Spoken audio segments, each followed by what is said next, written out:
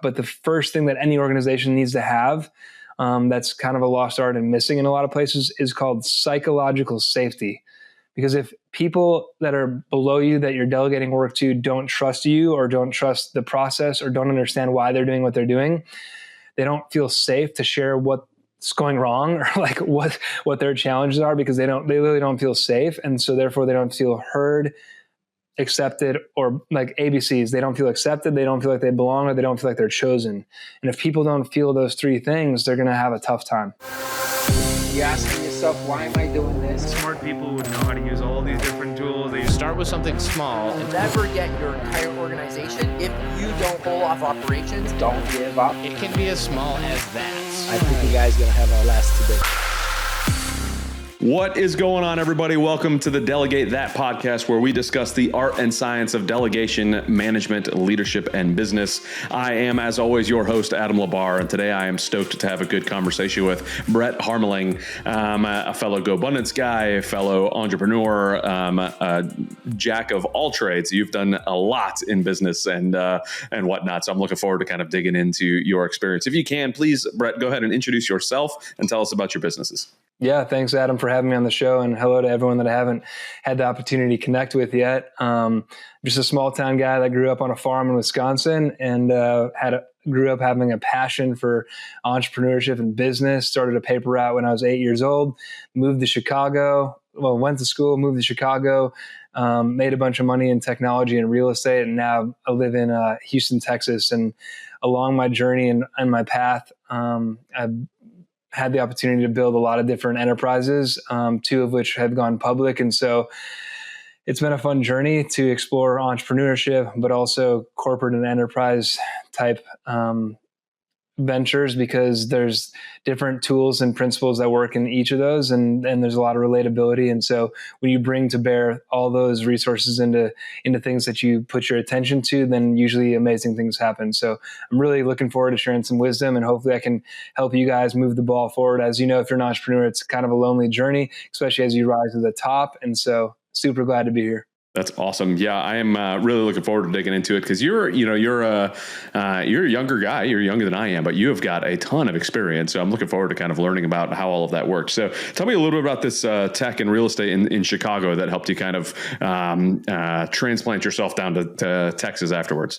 Yeah, so I went to school for education. I taught 1 year in a Title I school district as a fourth grade teacher, and then eighth grade math laboratory science teacher. And so I was like, well, this doesn't equal time, money, or freedom. And that's kind of what, at that point in my life, that is like what I wanted. It was time, money, and freedom. And so then I just took the risk, and like, I wanted to say like, that's an important factor. Is I just like didn't have any connections. I literally just moved from Wisconsin to Chicago because I knew that it was a business city. You know, it's a city, but interactions lead to transactions. And sure enough, I just ended up meeting someone in the tech space, and I was doing network technology and IT. So we'd go into these high-rise buildings and we'd light the buildings up with high-speed internet. At one point, our company had the fastest internet speed in the entire Western Hemisphere, which is kind of cool. And then I was in these residential high-rise buildings. I'm like, man, I'm talking to all these people. Like, just imagine, like, they're getting their internet plugged in. So I know, and when do you get your internet turned on? When you move, right? And so I'm like, I might as well, also help with renting, leasing, selling these condos. And so I became an agent. I joined one of the top teams in Chicago, became a broker, and then ended up just like kind of accidentally doubling down on my efforts. And so I was like in the buildings doing technology, but also doubling down, being an advocate and a resource for real estate. And so it was a really kind of cool. And it was a hustle, but I just love it. Like if I have one addiction, Adam, it's like solving complicated problems through business. Do you feel overwhelmed with mundane tasks that eat up your valuable time? It's time to reclaim your schedule and focus on what truly matters. Get your time back with elite remote talent without the time zone hassle. Delegate $10 an hour tasks to focus on more $1,000 an hour tasks. Schedule your free strategy call at wisevas.io. And I mean, that's one thing that I've always found super enjoyable, but it can lead to chasing a lot of rabbits. How do you control yourself from chasing rabbits down holes or doing different things that were a distraction from what maybe your goals were? Well, man, back then when I was, 21 to 23, I was just focused on making a lot of money. Yeah. I was like, I wasn't like trying to have a family or like, I was just like, I just want to make a lot of money, because I knew that, setting a foundation of financial freedom would also later on in life, like where I'm at right now in this moment, which is a very tough spot.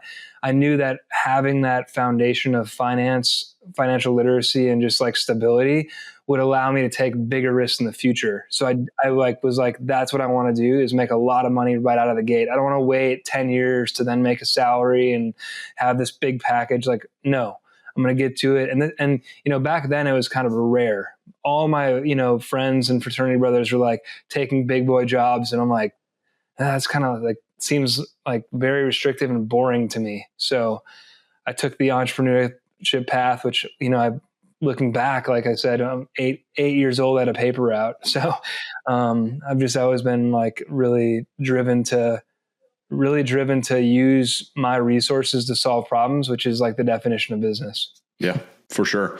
And I think that's important to hear as well. I was recently having a conversation with a friend of mine, their son, who was thinking about entrepreneurship, thinking about all this stuff.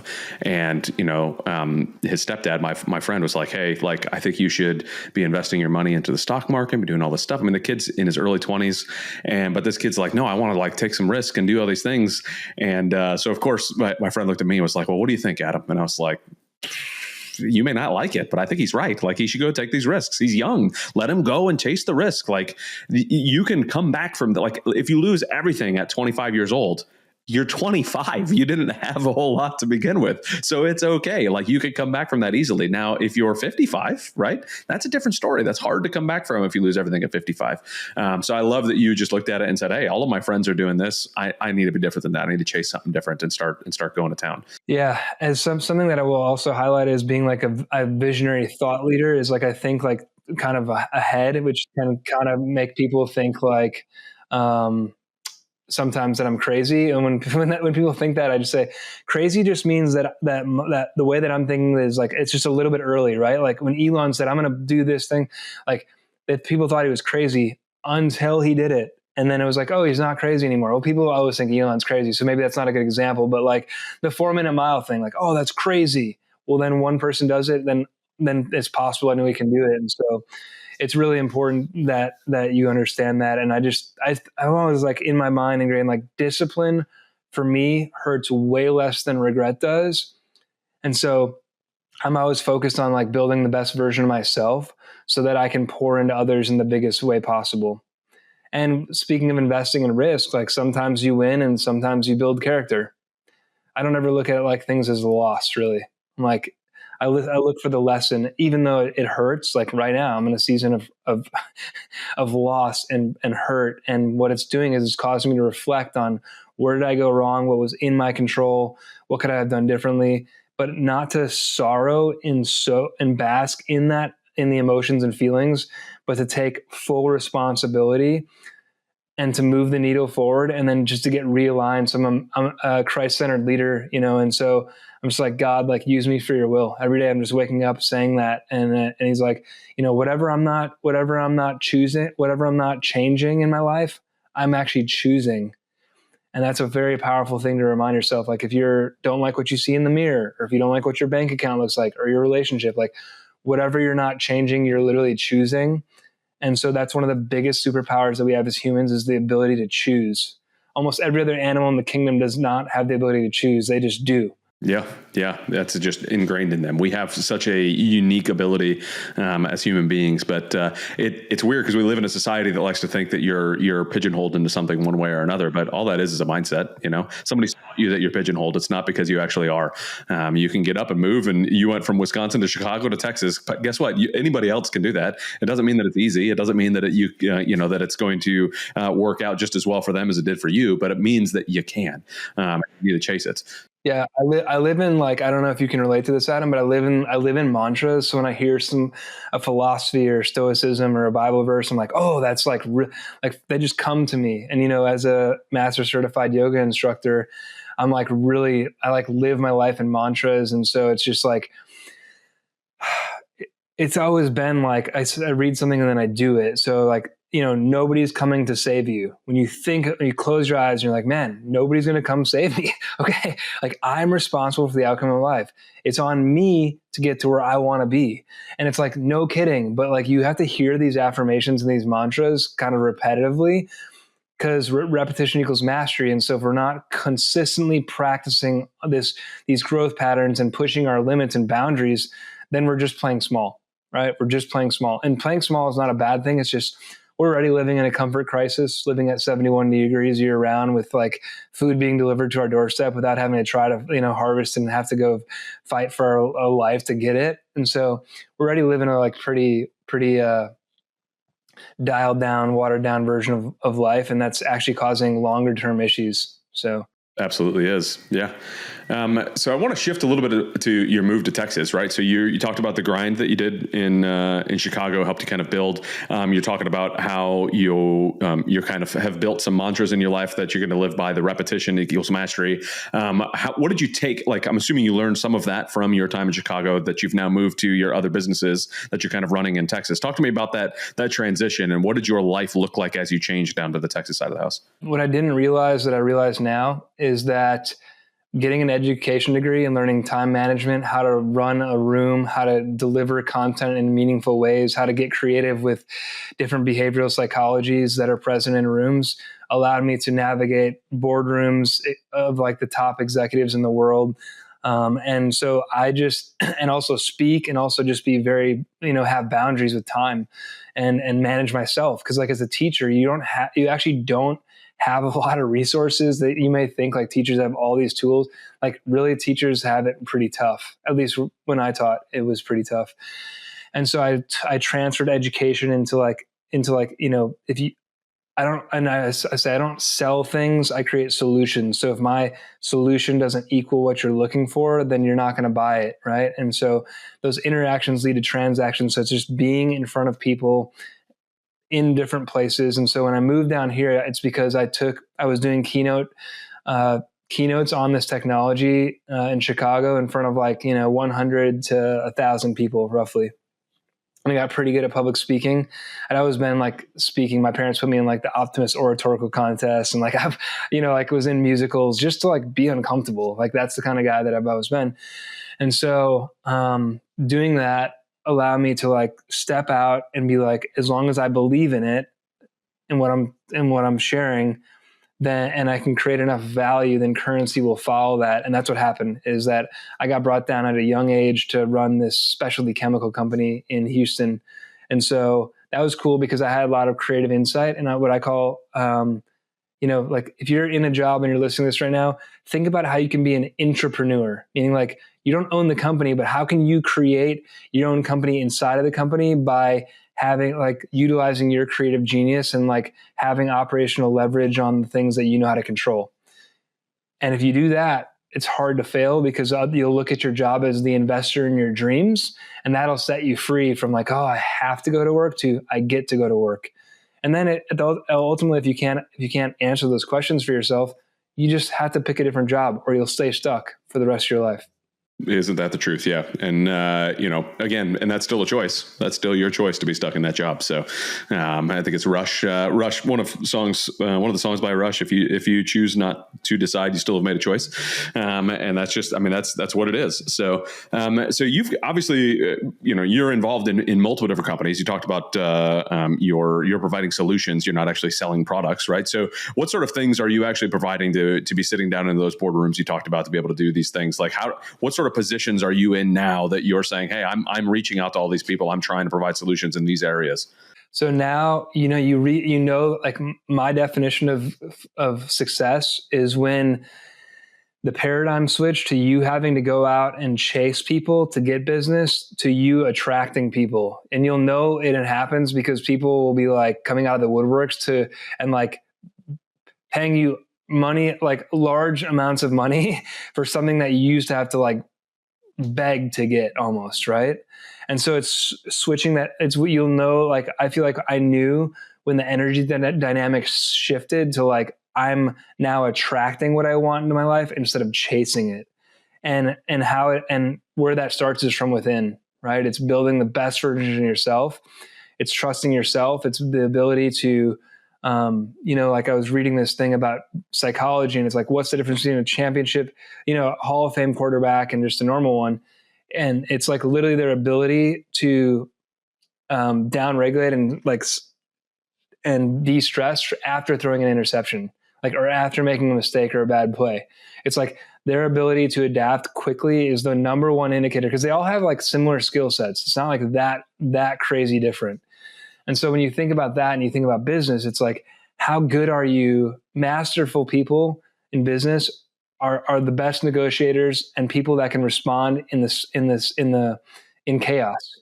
And when you're able to navigate chaos with ease, that's how you've kind of mastered your art. And so I have some core leadership principles that I like lead teams through and help people that are kind of feeling stuck. But the first thing that any organization needs to have, that's kind of a lost art and missing in a lot of places, is called psychological safety.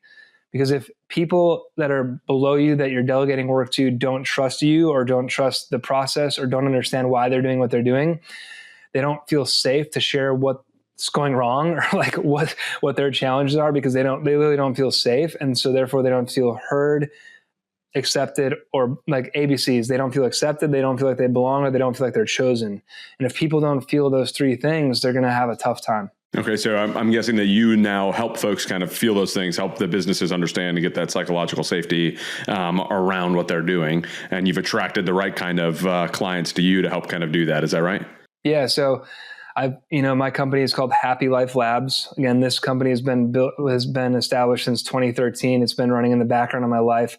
At first, as a personal thing to help heal my own brain injury and the stuff that was going through in a functional way versus so I got off all of my medications like Adderall, SSRIs, all this crazy stuff that Big Pharma tried to put me on and, basically take my life, right? Because you lose yourself when you start going down that rabbit hole. And so I shifted the dynamic and the paradigm and took matters in my own hands. And now here we are, 12 years later, and I have 70 companies inside of that portfolio. So I do business B2B consulting. So I'll go into brands and I'll help teach and coach those brands how to elevate their offering. I'll also introduce those brands to strategic partners or influential people that I am friends with and know.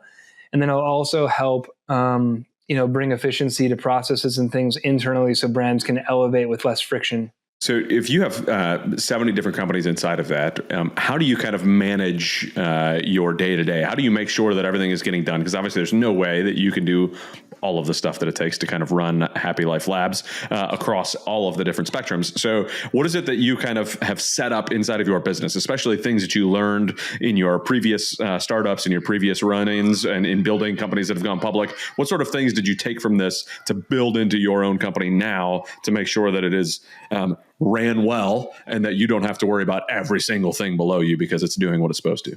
Yeah, we have a set of like guiding principles, also known in business as SOPs, standard operating procedures.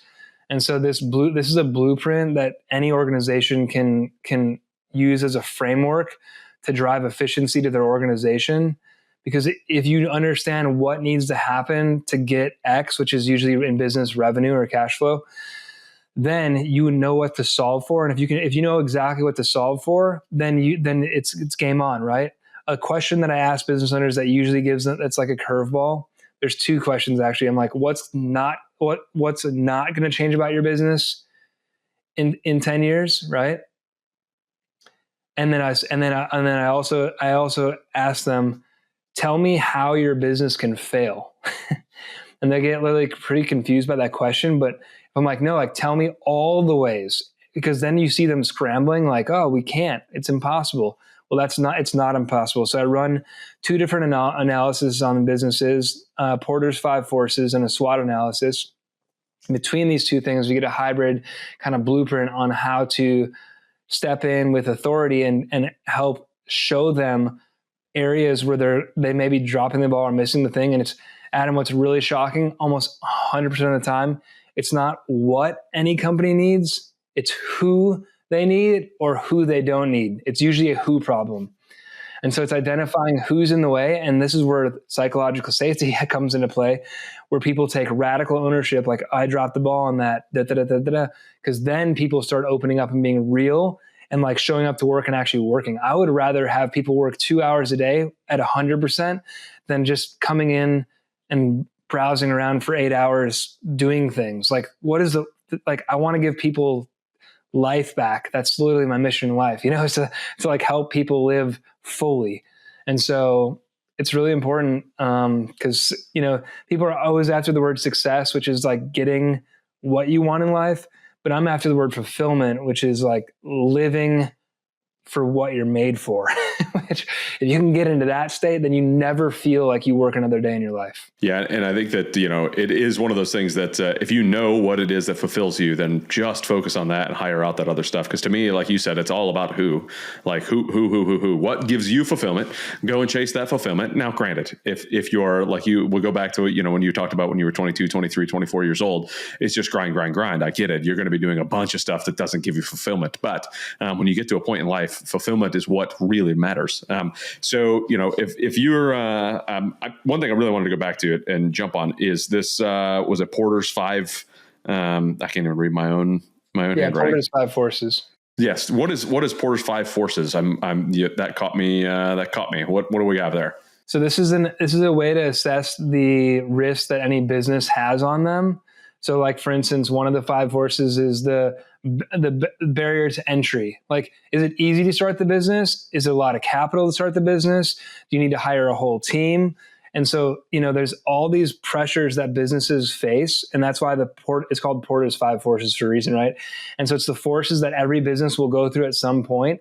And if you can identify what those forces are, and you can kind of like preemptively solve for them, or like they're present right now, then you get really clear on what needs to happen to remove that friction to allow the flow to go forward in a better way. It's a brilliant, brilliant thing. It's something that I learned in B school, getting my MBA at Rice University. And it's just like, I look at businesses with a different lens now because of that. Like, it's such a simple tool. If you don't know what it is, just use AI. Just say, hey, run Porter's 5 forces on this business. And hopefully that business is yours, by the way. But, run it and just see.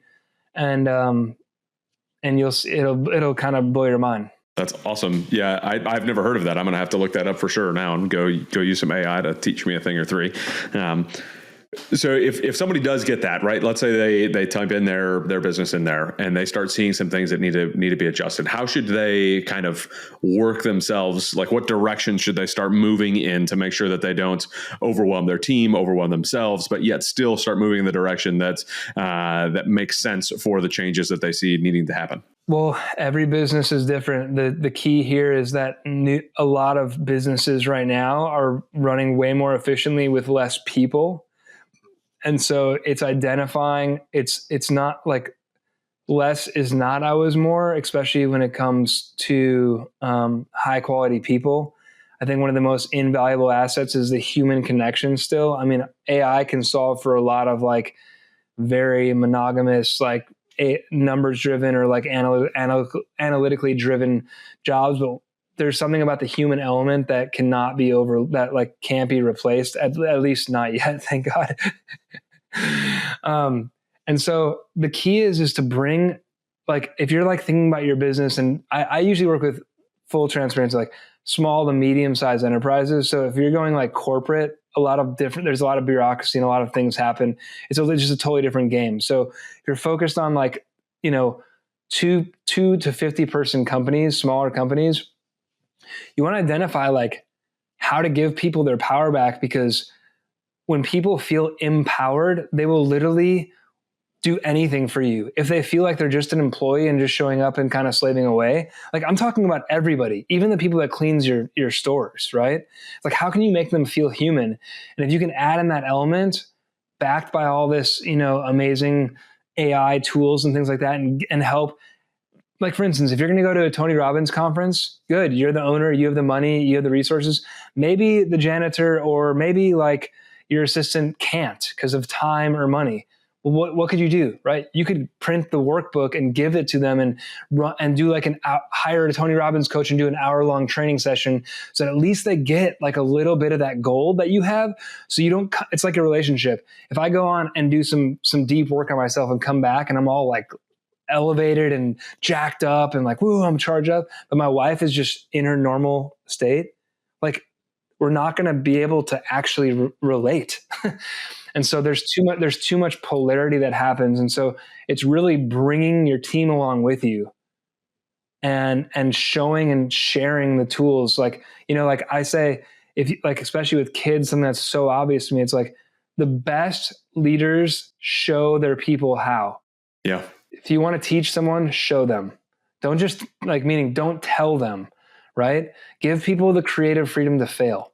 And if you don't have that, then in your business, like where you like, I'm like, if you're not being told no, which for me means next opportunity, if you don't feel like you're an imposter, meaning like, oh, I'm a fraud. Like I can't believe I'm on stage right now talking. It shouldn't be me. Oh my gosh, not me. If you don't feel like those things constantly and you're trying to really grow and elevate, you're really playing too small. Like, I know that's hard to hear, but you're really playing too small. And then the most important thing I can say, Adam, is hiring business professionals that like have done or helped other businesses grow to places that you want to go. I see too often people hire coaches or, business consultants that like have never taken a business to the levels that the business wants to grow. And I'm like, why would you do that? You know what I'm saying? Like, if I want to be a billionaire, why would I hire anybody that's less than a billionaire to coach me on how to become a billionaire? That wouldn't make sense, right? So, I mean, one of the best coaches that I've been tapping into recently is Dan Martell. He's really changed my life in a positive way. Between him, Jesse Itzler, Tony Robbins, Peter Diamandis, these are some guys that like I have in my circles, and I just am so. If I have a question or if I'm ever scared, Adam, I'll just be like, seriously, it might sound weird, but like, if I was Tony Robbins, what would his response be? What would his price be? How would he handle this tough situation? And when I think about it like that, WWJD, right? What would Jesus do? But like, these are real life examples, right? And so when you anchor into that ideology, then you're able to like kind of set your mind free and act in the best interest of your people, not yourself. You remove your ego completely. Absolutely, but the decision still needs to be made. You still need to jump in and do it and be a leader, right? And that's part of what folks need to do inside of their businesses is realize, hey, I may feel like I'm not supposed to be here. I may feel like this, that, the other thing. Insert whatever you want here, but you are, and you need to push it, and you need to do your job, and you need to stay focused, and you need to motivate your team. So you don't have a choice. Go and do it. If you really didn't want that, you wanted to chase where you're at, anyways, right? So sometimes it's hard to get your team on board and understanding. I love that you talked about like you go to the Tony Robbins event, maybe, bringing printing a copy of the workbook back and be able to, or hire a coach for an hour to be able to kind of teach folks.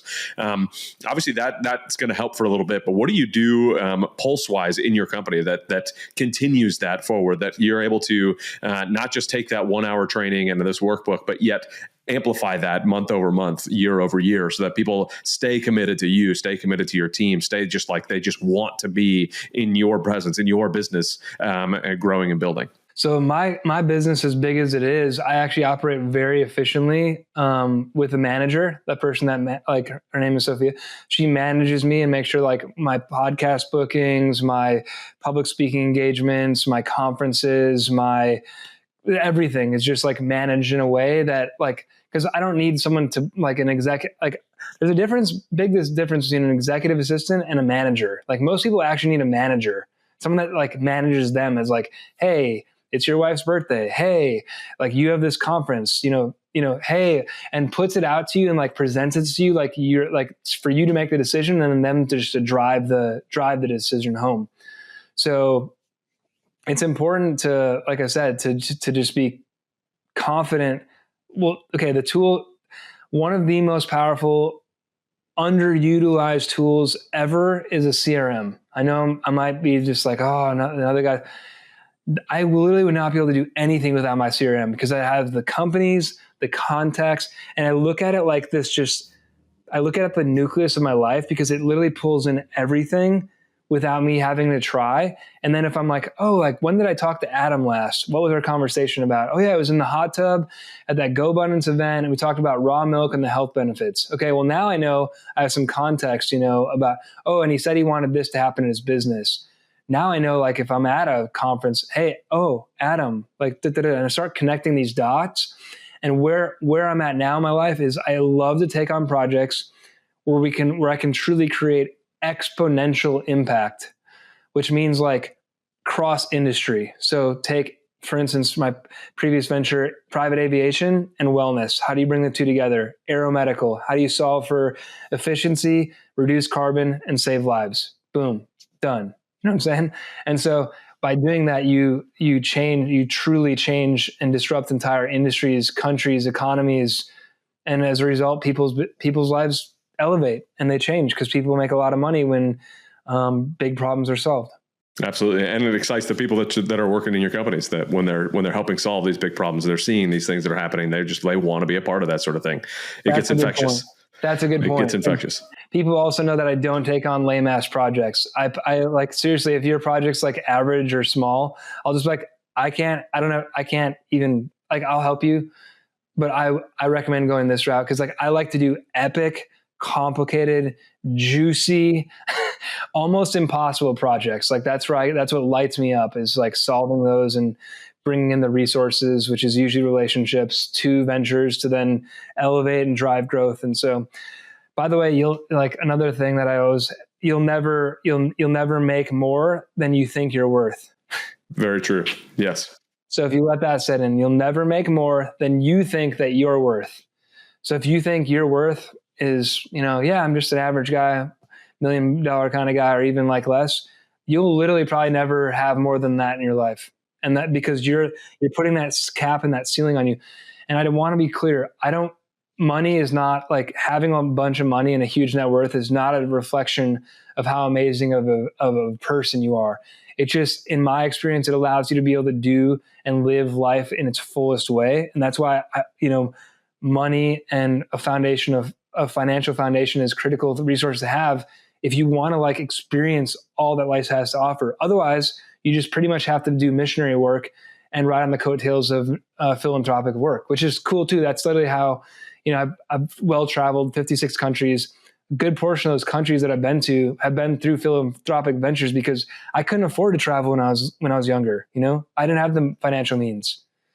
So I put myself out there to be able to explore the world, because I feel like when you explore the world, and when I say world, you might even your own city or your own town, understand the true fabric of the places that you're in, because proximity is power. And if you understand how you weave into the fabric of the places and spaces that you exist, you'll better understand like what's actually needed. And if you don't like it, then you have to move. Like, you can't stay stuck. It's not worth it. Like, you'll die with regret. And that's like the ultimate sin. Yeah, no kidding. And we don't want that. Like, you've already proved it a couple times in your moves in trying to level up. I'm with you on the travel, and not to mention when you're traveling, you really get to see how great we do have it here when you go to all those other countries, and understand that, man, while we have some things to complain about, to go back to what you mentioned earlier, you could still get groceries to your house in 3 hours. You can, and never have to go to the store. You don't have to think about or go back there and shuck corn. Like, it's all right there for you. Like, the country that we live in is amazing, no matter what anybody says about it. Go explore, see what's out there. Even inside of your own city, you could see that where you have it is probably not as bad as one may think it is. And finding businesses that are helping to grow that and build that is something that I absolutely love. So I love that you're chasing large projects, trying to make a big impact in different places. I love your outlook on life and where you're going. And I really have appreciated having you on here kind of chatting about a lot of this stuff. So is there any other last minute things that you've thought about before we kind of wrap this up that you're like, hey, I really want to hammer this home. Let me, is there anything that you're like, hey, your audience definitely needs to know this? Yeah, like a great tool that a lot of successful businesses that'll help integrate. And I'm not an integrator by any means, but there's a platform called EOS, the Entrepreneur Operating System, which is very, it's one of those things. You kind of reframe and organize your entire business. It's really uncomfortable at first, but once it's going, like, you're like, my life, it's like literally buying back your time, which is one of Dan Martell's books. And so EOS is a good tool. I love the concept, like, where I started getting really good and making a lot of money in the businesses that I was scaling, like when I was working inside of a business, is instead of doing 12-month planning, do 3-month planning. So every 90 days, make that your 12-month goal. And you'll see compounded growth and interest. You'll be like, well, that seems like an impossible goal. Well, if you keep track what you measure, you can manage. And so if you keep track of those things, you'll be amazed by the results. You may not hit the goal, but guess what? You'll be way further ahead than you would have been if those were your 12-month goals. So 12-week goals. And then, for people that are like looking to make money, like sales is the best way to make money.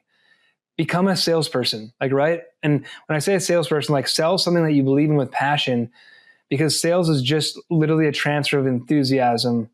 And so if you're a good person and you believe in what you're selling, I've never seen anybody who write a check when they're mad or in not happy. So if you're enthusiastic and you're a good person, people will follow that. And that's how I've been, successful in raising over $100 million for different ventures. So.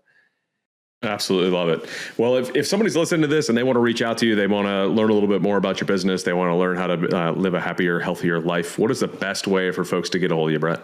I love that you put my tagline in there at the end. Thank you. I would just say reach out online. Digitally is a good place. LinkedIn or Instagram. It's just my name, Brett Harmeling. And from there, me and the team will take it. And just love to connect. And I'm happy to, be a resource and bring any value or relationships that I can to help you grow and expand your business, as long as you're committed to not playing small. Love it. Absolutely love it. And yeah, to go back to that conversation we had in the hot tub, that's my sons now only want raw milk. That's all they ever want to drink is raw milk. That's not always the only thing that we're able to get because it's always so daggum difficult. You'd think I could drive by. There was a meme on Facebook or something along those lines, right? I drove by 7 liquor stores, 3 THC stores, all these tobacco things just to go and buy my illegal raw milk. And it's like, oh, son of a gun. You got to be kidding me, it's insane. But hey, such is the world we live in at the moment. But no, I appreciate your focus in life, especially now, bringing health to everybody and helping make sure that folks are focused on the right things in life and helping businesses kind of grow and build by finding the right people in the right places. I love what you're doing. So thank you very, very much, Brett, for jumping on. Please, everybody, if there's anything Brett can do, reach out to him. Let him know how he can serve you. You can hear he's got a wealth of experience and knowledge, and he's there to help you.